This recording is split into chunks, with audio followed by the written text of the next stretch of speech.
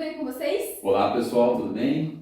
Então sejam muito bem-vindos a mais esse podcast que eu já perdi as contas do Também número. já não sei mais. Então tudo bem, vamos direto ao ponto.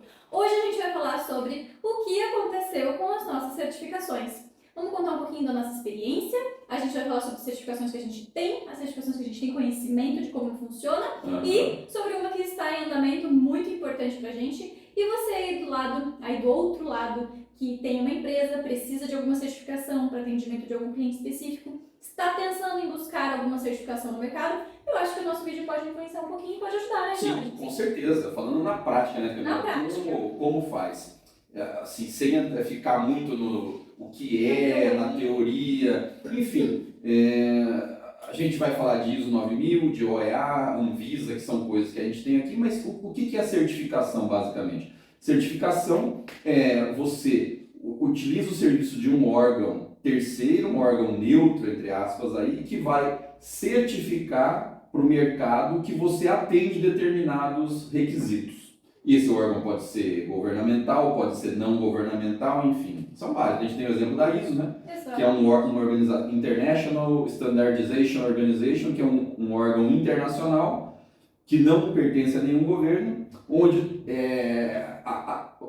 as áreas de qualidade de diversos países se unem e criam padrões, e ISO 9000 é um padrão de gestão da qualidade. Quer dizer, quem tem a ISO 9000, a gente tem a ISO 9000, significa que a gente segue um determinado padrão de gestão e a gente atende aqueles padrões para os nossos clientes ou futuros clientes terem essa segurança de que a gente atende esse requisito. Exatamente. Né? Eu acho que a ISO, há tempos atrás, a gente fazia ISO para conseguir novos clientes, né? Fazia alguma certificação para ter algum cliente. E eu acho que é muito legal quando a gente parte do princípio de que a gente quer uma certificação para ser organizado, né? Para que aquela certificação não seja só um papel colado na parede, né? Para que efetivamente aquilo lá demonstre a organização da nossa empresa.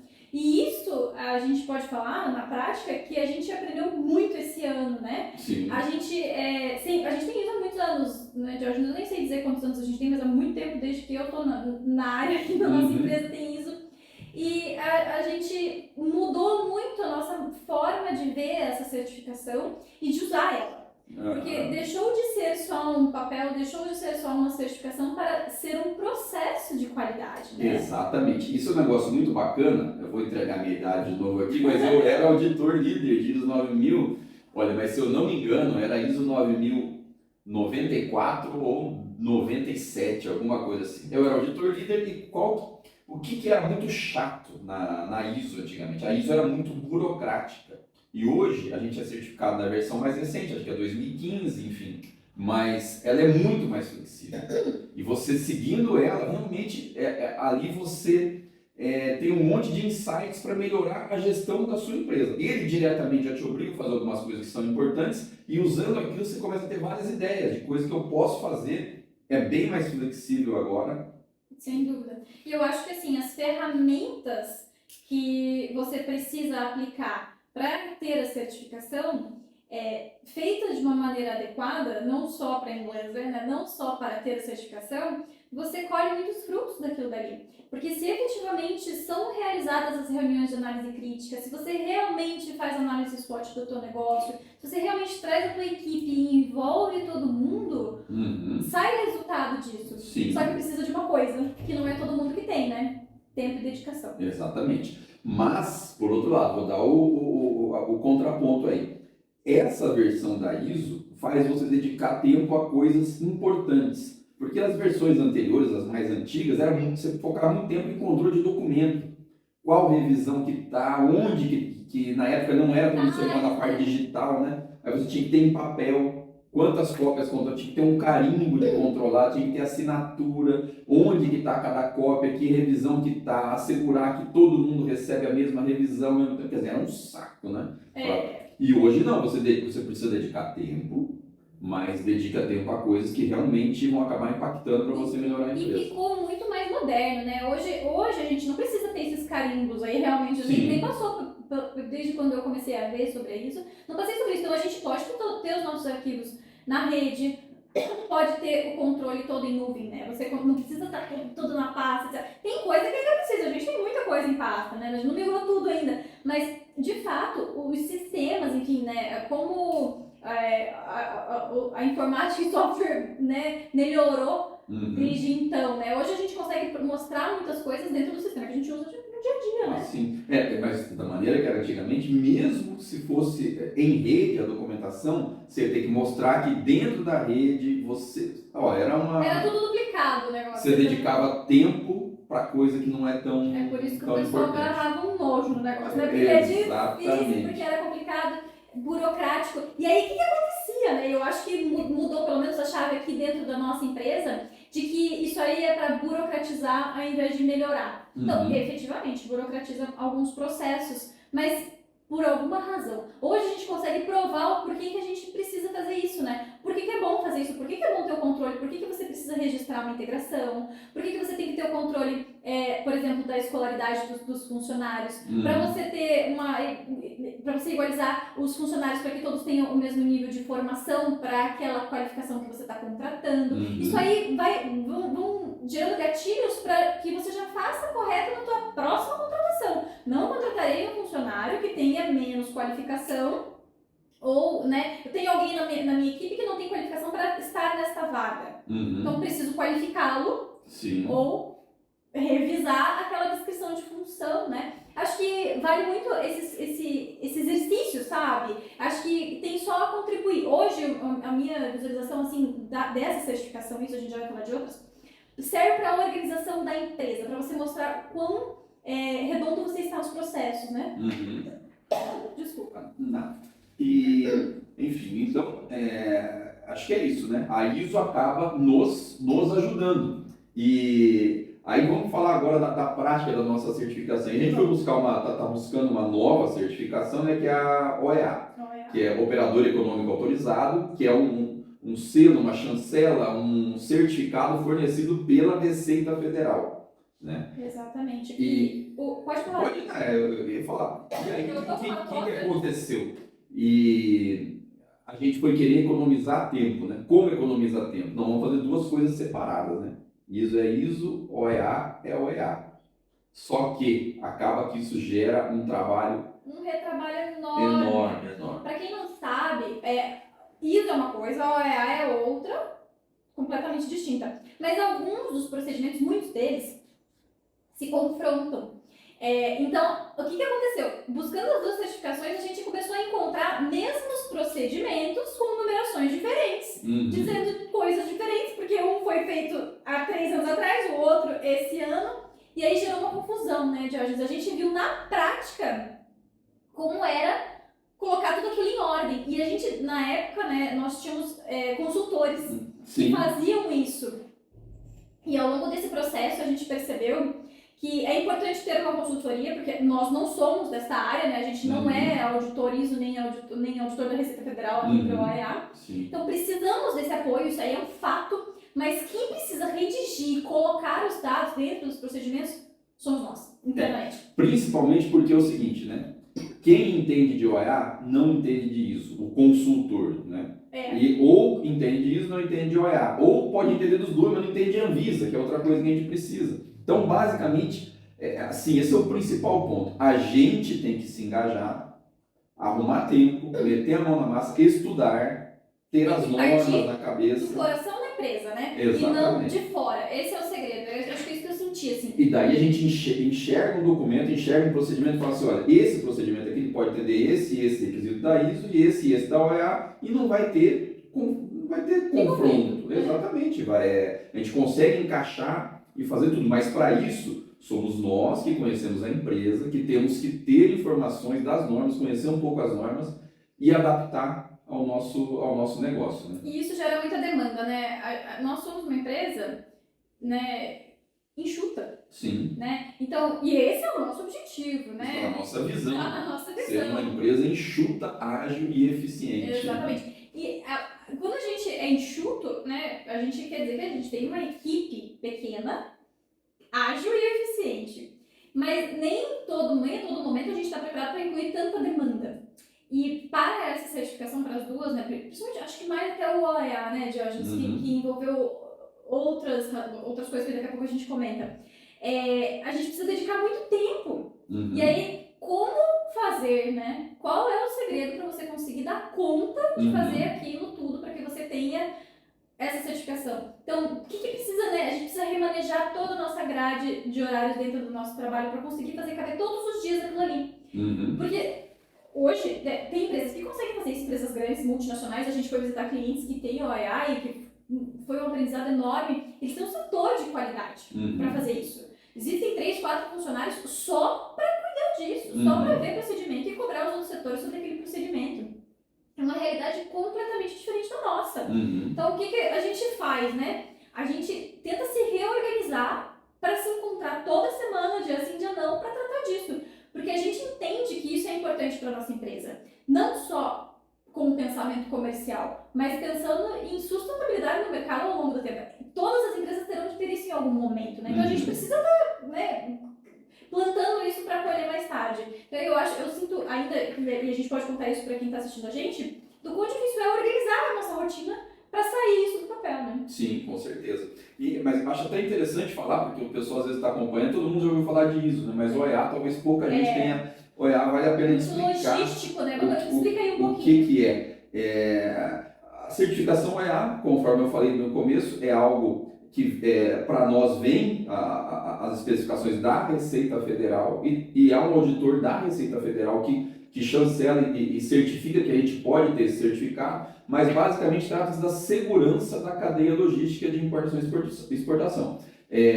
Segurança mesmo, né? É evitar, por exemplo, que drogas sejam exportadas misturadas em uma carga de exportação. Então, o que a Receita Federal faz, ela fornece a norma, ela certifica empresas que implementam um sistema de segurança e aí, para ela, qual a vantagem da Receita Federal? Ela sabe que quando aquela transportadora, aquele despachante aduaneiro, aquele terminal portuário, aquela empresa de manufatura exportadora ou aquele agente de carga tem certificação OEA, a cadeia é segura e ela não precisa dedicar tanto tempo a fiscalizar se está ocorrendo algum ilícito nos processos de importação e exportação dessa cadeia. Basicamente é não ter importação de arma ilegal, exportação de droga, basicamente é isso, né? Então, vem muita parte de segurança, você tem que ter câmeras, tem que armazenar as imagens por determinado tempo, tem que ter regra para pessoas acessarem a nossa empresa. Regra e registro, né? Exatamente. Diferente do ISO, o investimento financeiro para conseguir o OEA é muito maior. Sim. Né? O ISO está mais documental, né? Ele está mais relacionado a processos e documentos. O OEA houve um certo investimento, né? Precisa ter uma portaria dedicada, precisa ter controle de acesso, precisa ter controle de acesso de pedestre, precisa ter divisão dos campos onde pedestres e veículos vão ser transitados.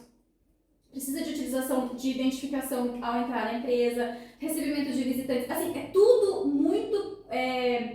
você tem que ser muito cauteloso, né, para atender todas as regras. Precisam ter câmeras em pontos específicos. Então, tudo o que estiver relacionado à informação da carga e à própria prestação do serviço, né, é crítico. Sim. Então, né, por exemplo, todo funcionário que tiver acesso à informação sobre aquele carregamento já é considerado crítico, né? Então, mas por quê, não? Porque ele tem, então ele não é exemplo assim, né? Não é o funcionário que está ali agendando a carga que vai colocar algum ilícito dentro da carga, mas ele tem a informação de que aquela carga é uma carga de exportação que vai para tal porto, etc, etc. Então, aquela informação pode ser gatilho para acontecimento de algum ilícito. Então, por isso, o OEA é mais detalhado, assim, né? E dá pra ver que ele tem conforme a Camila falou, tem robusto, tem umas coisas bem diferentes da ISO, que ele exige coisas específicas de controle de acesso, de controle de portaria, esse tipo de coisa. Porém, tem coisa que aí confronta com a ISO, que é a parte de contratação de funcionários, processo de seleção, requisitos. E aí você tem que juntar as duas coisas. Então, o processo seletivo nosso, por exemplo, o processo de RH como um todo, ele tem que juntar as duas coisas.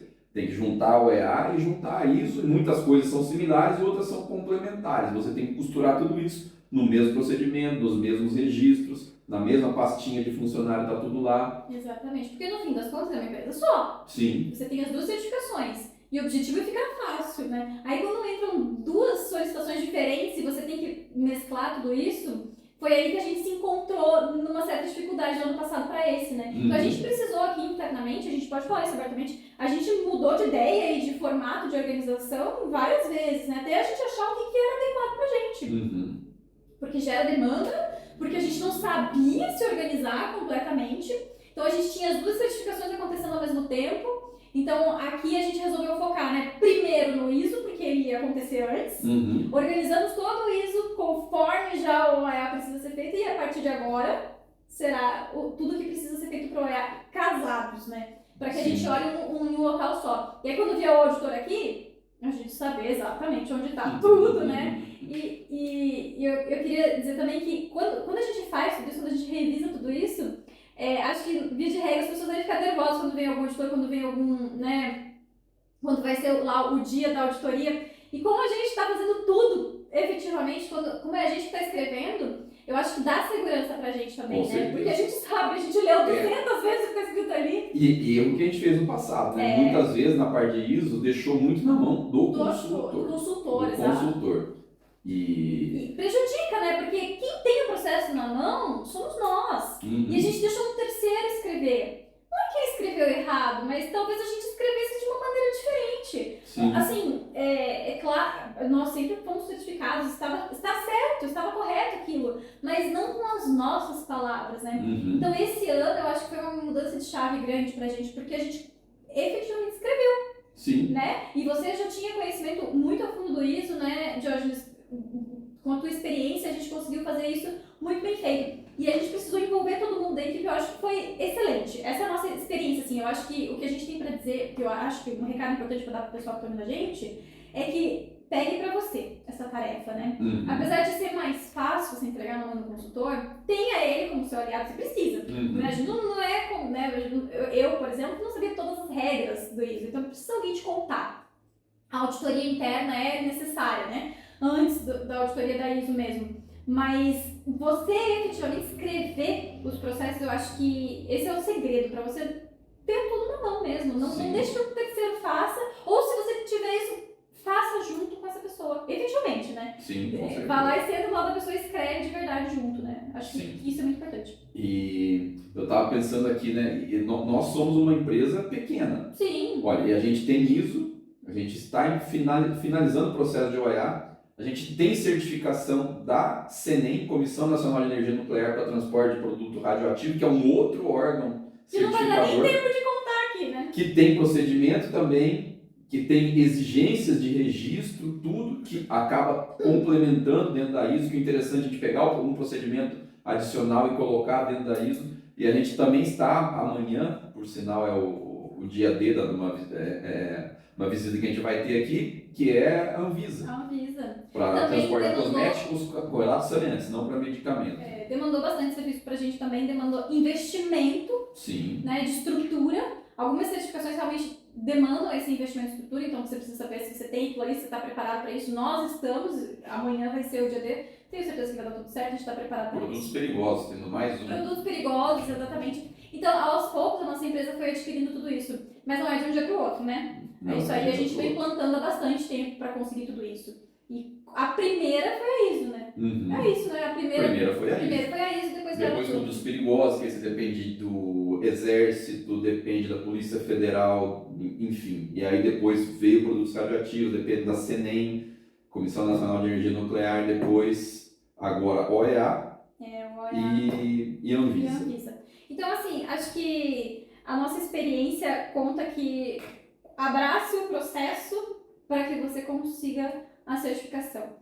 Seguir o procedimento, receber o manual, isso aí muita gente consegue. Mas fazer no dia a dia eu acho que é o segredo, porque aí não é um acontecimento isolado, não é só aquele dia que o auditor vem aqui perguntar se você faz ou não faz. Eu acho que o segredo de você ter a certificação e de você deixar a tua empresa organizada é você usar esses procedimentos efetivamente para a funcionalidade do teu negócio. Sim.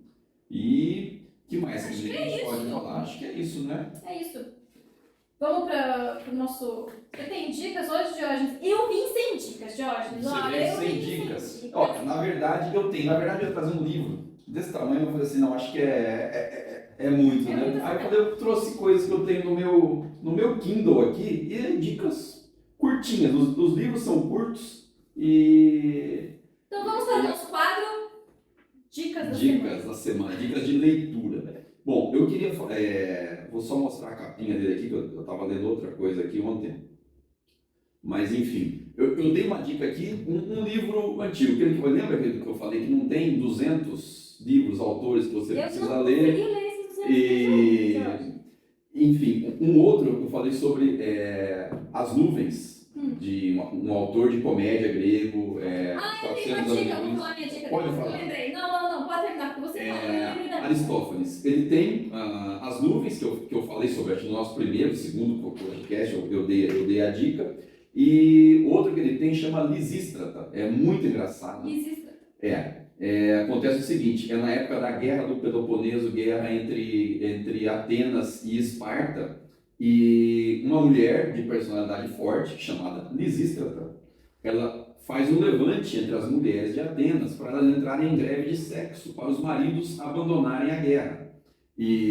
Porque os maridos só pensam na guerra. Quando eles não estão, batalham, uns morrem, eles voltam, e aí tem que se preparar, montar estratégia, falar como que a gente vai fazer, e eles esqueceram as famílias. Então elas pegam e fazem uma greve de sexo, falam, enquanto vocês não pararem com essa guerra, não tem mais nada. E aí elas se juntam, elas conseguem fazer contato com as mulheres de Esparta, que são a cidade adversária, e aí, tipo, isso gera um monte de desdobramentos, é muito bacana, né? Que engraçado.